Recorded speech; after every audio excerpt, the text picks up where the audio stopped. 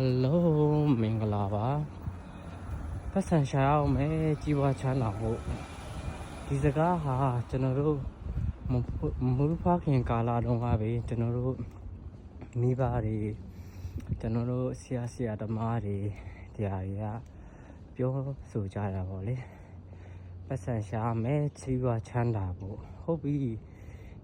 ကျွန်တော်တို့ဘာလို့ကြီးပွားချမ်းသာခြင်းလဲပေါ့လေကျွန်တော်တို့တွေစင်းရဲကလွတ်ချင်တယ်တို့တော့ကျွန်တော်တို့ဒီစင်းရဲဖို့အကြောင်းတရားတွေကိုမလုံးမတာလျင်ချမ်းသာခြင်းဆိုတဲ့အကြောင်းတရားတွေကိုကျွန်တော်တို့ရရှိကြမှာများတော့ဖြစ်ကျွန်တော်တို့ဒီကိုမွေးဖွားရာနယ်ပယ်တစ်ခုရှူတောင်းရရင်ပဲကြိုးစားအားထုတ်ကြပါလေဥပမာကျွန်တော်တို့ဒီမြန်မာနိုင်ငံမှာမွေးဖွားကြတယ်အတွေ့အခေါ်တွေကမတူကြံစီပုံနဲ့လည်းမတူအနောက်တိုင်းမှာတွေလည်းမွေးဖွားကြတယ်အတွေ့အခေါ်တွေအကြံစီတွေအပြောဆိုတွေမတူဘူးပေါ့လေစင်းရဲဆိုတဲ့အကြောင်းတရားမှာကျွန်တော်တို့ဒါများသောအားဖြင့်ဗုဒ္ဓဘာသာနိုင်ငံပေါ့လေဗုဒ္ဓဘာသာနိုင်ငံတွေကြည့်လိုက်ပြီဆိုလဲစင်းရဲတဲ့နိုင်ငံတွေများကြပါလေအထူးသဖြင့်ဒီအာဆီယံထဲမှာဆိုရင်ထိုင်းလန်တို့ထိုင်းလန်ဆိုတဲ့နိုင်ငံပဲကမ္ဘာမှာတိကြတာပါလေဟုတ်ပြီကျွန်တော်တို့ဒီအနောက်တိုင်းမှာဆိုရင်ဘာသာပေါင်းစုံရောပြောနေတာသူတို့ကအရင်ချမ်းသာတယ်ပေါ့လေဘာလို့ဒီကြီးပွားချမ်းသာကြတာအဓိကကျွန်တော်တို့ဒီစင်းရဲချမ်းသာခြင်းဆိုတာကမွေးဖွားလာခဲ့မိဘနဲ့လည်းမဆိုင်ပါဘူးကျွန်တော်တို့ဒီအတိပညာနဲ့ဆိုင်တာကျွန်တော်တို့ဒီအတိပညာကိုကျွန်တော်တို့ဒီက apply မလုပ်ကြဘူးဗျဒီခုကျွန်တော်ဒီခုဂျပန်မှာရောက်တယ်ဗျသူတို့ဒီသူတို့ဒီလေဗုဒ္ဓဘာသာနိုင်ငံဆိုပေမဲ့သူတို့ဗုဒ္ဓဘာသာမဟုတ်ကြဘူးသူတို့ငယ်ကလေးကသူတို့အတတ်ပညာကိုသူတို့တက်အောင်တင်ကြတယ်သူတို့ community ဒီအဓိကစိတ်တက်ပေါ့လေစိတ်တက်ကိုအရင်တင်တယ်ပြီးကြရင်စီကံ discipline တွေကိုသူတို့ချတယ်ပညာပေါ့လေဒါကျွန်တော်တို့မြန်မာနိုင်ငံမှာဆိုရင်ကျောင်းတိုင်းမှာကတ်ထားတယ်စိတ်တက်စီကံပညာပေါ့လေဒါတွေကိုသူတို့ဒီကတကယ် reality apply လုပ်ကြအောင်လေဒါကြောင့်မို့ဂျပန်မှာဆိုရင်ဒီပတ်ဝန်းကျင်ကြီးအမိုင်းမရှိဘူးသူတို့ရဲ့ပြောပုံဆိုပုံသူတို့စိတ်တွေတွေကမကောင်းဘူးဆိုရင်တော့မှသူတို့ဒီပတ်ဝန်းကျင်အရှင်ကြောင်းရှိတယ်ကိုယ့်ကြောင့်သူတစ်ပါးအနောက်အရှက်ဖြစ်မှာဒုက္ခဖြစ်မှာကိုသူတို့မလုပ်ကြဘူးသူတို့လို့ဆရာရှိတဲ့အလုပ်တွေကိုပဲကြိုးစားပန်းစားလုပ်ကြတယ်ဒါကြောင့်မို့သူတို့ဒီစင်းရဲတွင်းကရင်လွတ်တယ်ပေါ့လေဒုတိယကမ္ဘာစစ်မှာဆိုရင်ဒီအမေရိကရင်ဒီဂျပန်နိုင်ငံကိုအနုမြူဘုံကျဲလိုက်တဲ့အချိန်မှာသူတို့ဂျုံကြစစ်လဲရှုံလူဦးရေ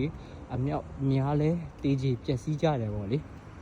သူတို့ရဲ့အရင်စိတ်ဓာတ်ကိုအရင်ပြင်ပြောင်းလဲတယ်ပြီးကြရင် discipline စီကံတွေကိုသူတို့ကိုယ်တိုင်တသွေမသိလိုက်ကြတယ်ပြီးကြရင်အတတ်ပညာတွေကိုသူတို့တီထွင်တယ်ကြံစတယ်နောက်ပိုင်းဒီဒုတိယကမ္ဘာစစ်ပြီးနောက်ပိုင်းမှာဂျပန်ဟာကမ္ဘာမှာအရန်တိုးတက်ကြီးပွားတဲ့နိုင်ငံဖြစ်တယ်သူတို့ရဲ့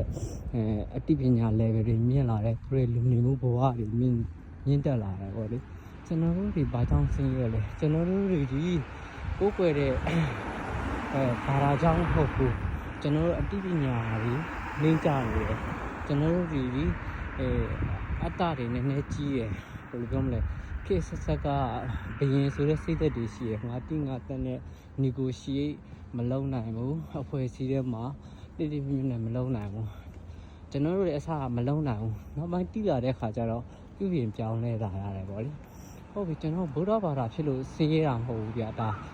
ဒီဗရိုင်းရှိတော့အမြင်ကပြောမယ်ဆိုရင်ဒီဖျားလောင်းလို့ဆိုလေဒီဖျားလောင်းဆိုဖျားမဖြစ်တယ်ဘဝအဆက်ဆက်မှာဗျာသူပါရင်ဝေတနာမင်းဆိုလေဗုဒ္ဓဘာသာမဟုတ်ဒါမှသူလူတွေတန်းနဲ့အလုံးလုံးတယ်ပြီးကြရင်ဆိုလေဒီကဇနကမင်းသားကြီးဆိုလေဒါဗုဒ္ဓဘာသာမဟုတ်တာသူတို့ရဲ့စိတ်သက်တရားက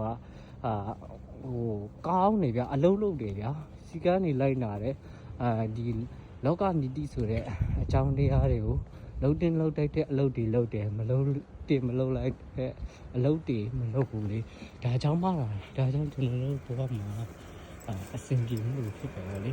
ဒါကြောင့်ကျွန်တော်တို့ဘဝမှာဒီလိုမျိုးလွတ်ချင်နေချမ်းသာချင်နေဆိုတော့လေချမ်းသာချင်နေဆိုရင်ကျွန်တော်တို့ဘာလို့ဒီလိုလုပ်ဖြစ်လဲဆိုတော့အတိပညာအတတ်ပညာအတိပညာပေါ့လေအဓိကအတိပညာငယ်ရတယ်ဒါပေမဲ့အတတ်ပညာဘဝနေထိုင်စားတော့ရေးတဲ့ပါအတတ်ပညာရှိမှတော့လေ survive လုပ်နိုင်မှာပေါ့လေအတိပညာကတော့ကျွန်တော်တို့ဒီလုပ်ရမမကျွန်တော်တို့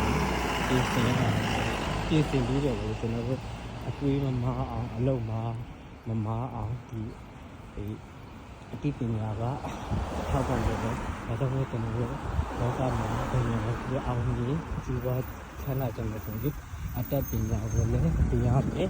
အတိပညာကိုလည်းတင်ရမယ် apply လုပ်ရမယ် action ယူရမယ်လေ့လာမယ်မှတ်သားရမယ်အပေါ်ရမှာတင်အချိန်ကုန်လို့မဖြစ်ဘူးပေါ့ဟုတ်ပါပြီဒီဗီဒီယိုလေးကြည့်ပြီးအတိတစုံတည်းရမယ်လို့ယုံကြည်ပါတယ်နောက်ထပ်လည်းဒီကကောင်းတဲ့blog တွေreview မှာဖြစ်တဲ့အတွက်အားပေးကြပါအောင်လို့နောက်ဆုံးအနေနဲ့ဒီကောင်းမြတ်တာပို့ချင်တာတော့2026မှာကံလည်းကောင်းကြပါစေညလည်းကောင်းကြပါစေကြည့်ရှုပြီးတဲ့ကျေးဇူးအများကြီးတင်ပါတယ်どうもありがとうございました